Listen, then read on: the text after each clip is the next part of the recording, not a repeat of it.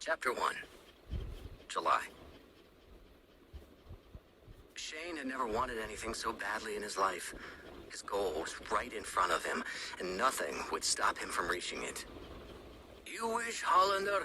called a hoarse voice behind him.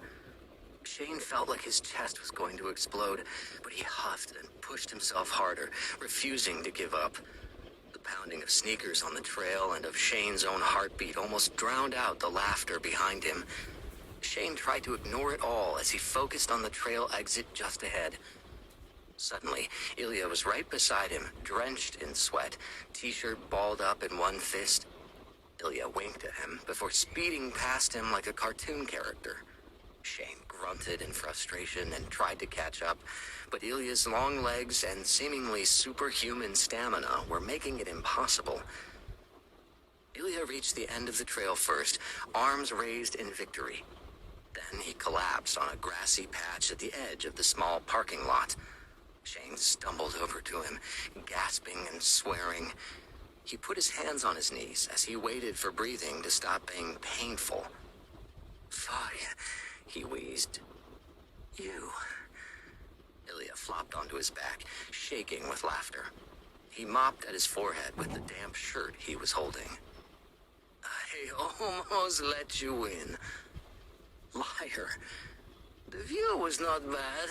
From behind, almost worth staying there."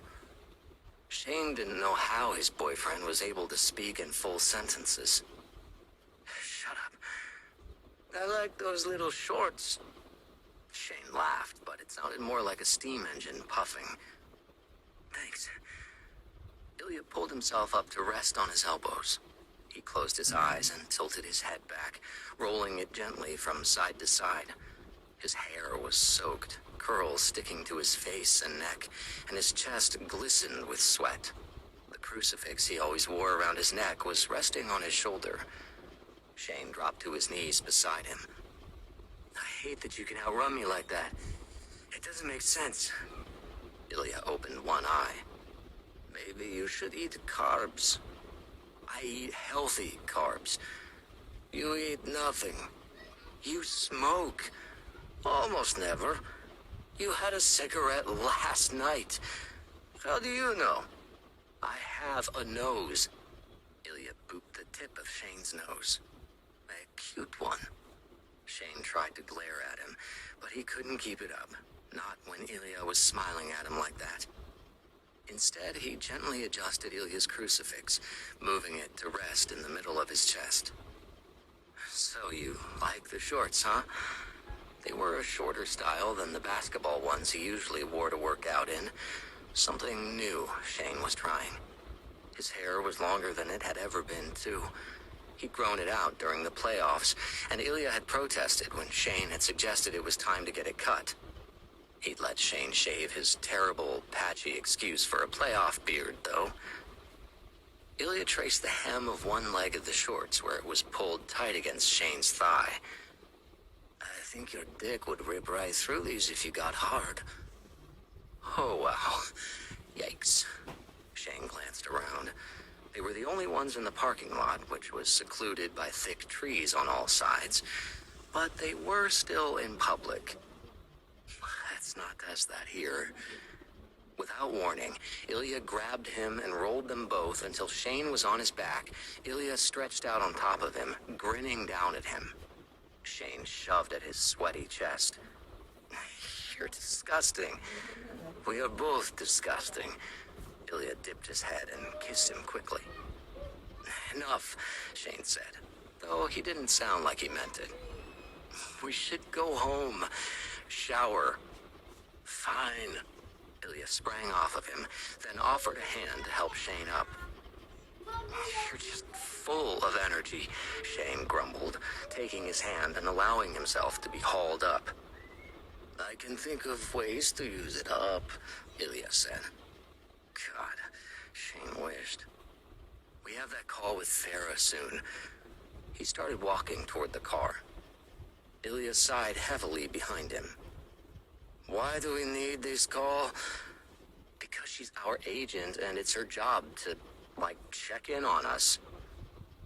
Ilya had signed with Shane's agent last year after parting ways with the Russian agent he'd had since he'd been a teenager. He'd wanted a Canadian agent, and Shane couldn't recommend Farah Jalali highly enough. On top of being a great agent, she'd been nothing but supportive when Shane had told her he was gay 2 years ago. We could tell her, maybe, Ilya said. Tell her what? About us? What?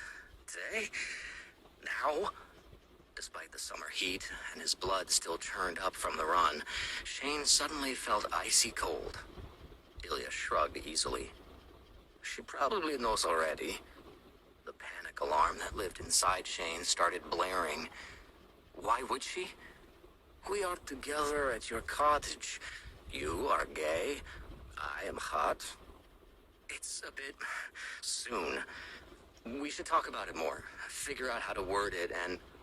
Ilya was gazing at him with a mixture of fondness and exasperation. It is not complicated, and if she does not support us, then she should not be our agent. Shane chewed his lip, considering the undeniable truth of that. She'll support us. I know. So we tell her. The shower they'd taken together had lasted longer than was strictly necessary. As a result, Shane was still struggling into his t-shirt when Farah's FaceTime request lit up his phone. Ilya was only wearing underwear.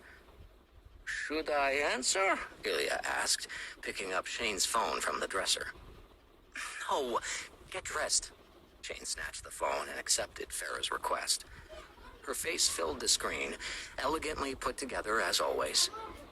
Hi, guys, she said cheerfully. Or, hi, Shane, anyway. Ilya's here. He's just...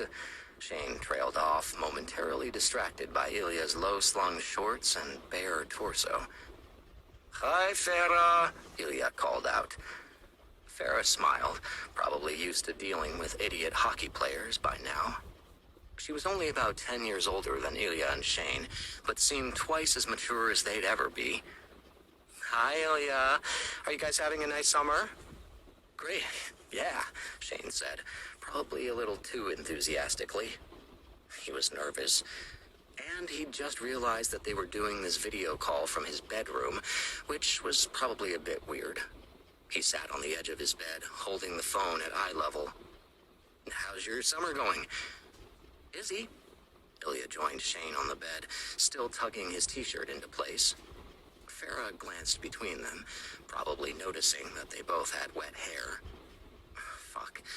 This was ridiculous. Before we talk about other stuff, Shane said, we have something we want to tell you. I'm all ears. Shane met Ilya's gaze. Ilya rested a hand on Shane's knee and squeezed. So, Shane said slowly, you know that I'm gay. Of course, you told me. Yeah, so here's the thing. I am bisexual, Ilya blurted out. Farah's lips curved up. I think I can see where this is going, she said calmly. Well, now they knew how easy it would be for someone to put two and two together if they knew the truth about Ilya's sexuality. Yeah, Shane said. I think you do. We are together, Ilya said, in case she didn't. Sorry, Shane said. I know this is going to be complicated for you. Don't apologize. I love you guys, and I'm happy for you. She laughed. Can't say I predicted this when I woke up this morning. May I ask how long you've been together? Shane and Ilya shared a smile. Then Ilya said, a long time. Years. So it isn't brand new, Farah said, more to herself than to them, Shane suspected. Not to ask a stupid question, but it's serious? Very, Ilya said. Shane's heart flipped the way it always did when Ilya made it clear how much Shane meant to him. Do you want to tell people? Farah asked. No, Shane said quickly, at the same time Ilya said, not yet. We just wanted you to know, Shane clarified. Not many people do, but we thought you should. Farah nodded. I'm on your side, so whatever you need from me, you've got it.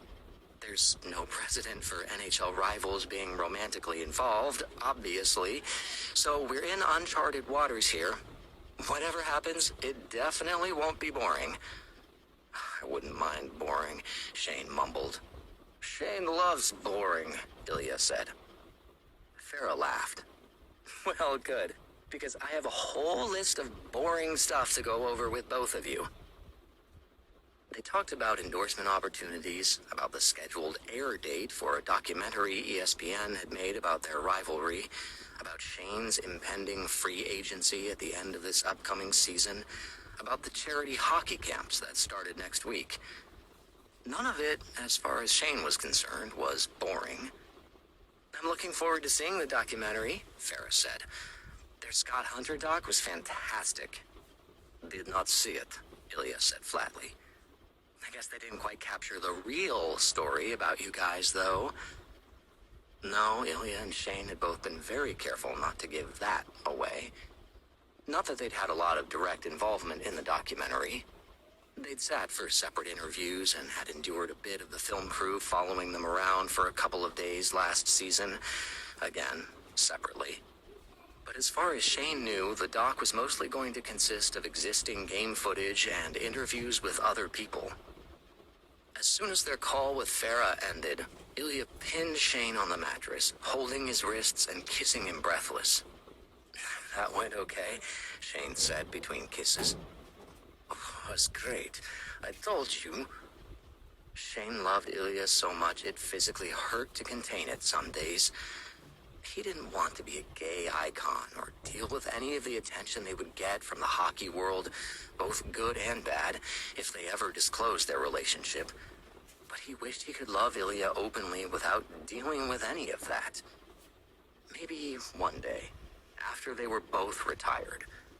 Shane knew some retired NHL stars, and they'd been able to easily fade into the background if they'd wanted to. Sometimes even if they didn't want to. Eventually, the world just stopped caring about them. At the moment, Shane and Ilya were both in their prime at 29 years old. Shane had just led his team to his third Stanley Cup victory, and while Ilya was the captain of a much worse team, he was still putting up big numbers in Ottawa. They were both superstars, and they both had a lot of hockey left in them. Shane had every intention of playing another decade at least, and he expected Ilya to do the same. Which meant another decade of hiding, probably. But Shane would do it. He would do anything for Ilya. He told him once that he was willing to play the long game when it came to their relationship, and he'd meant it. Why are you getting sad? Ilya asked. Shane blinked at him. Sorry, nothing. He kissed him quickly. I love you. Ilya gave him one of his crooked, sexy smiles. Of course. Why wouldn't you? Chapter 2.